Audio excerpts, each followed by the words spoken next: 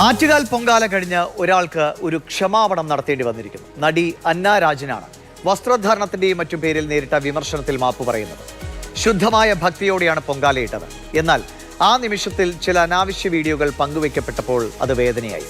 ഭക്തരുടെ മനസ്സിൽ വേദനയുണ്ടാകാൻ തന്റെ ഏതെങ്കിലും പ്രവൃത്തി കാരണമായെങ്കിൽ മാപ്പ് എന്നാണ് അന്ന രാജൻ കുറിക്കുന്നത്. കണ്ടന്റിന് റീച്ച് കിട്ടാനുള്ള മത്സരത്തിൽ ആളുകളുടെ സ്വകാര്യതയെ തലങ്ങും വിലങ്ങും ലംഘിക്കുന്ന നിലയിലേക്ക് നമ്മുടെ സോഷ്യൽ മീഡിയ മാറിയിട്ട് നാളേറെയായി.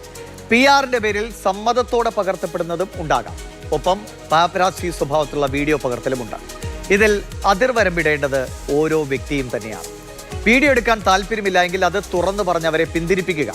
പരിധി വിട്ടാൽ പോലീസ് സഹായം വേണമെങ്കിൽ അതും തേടുക.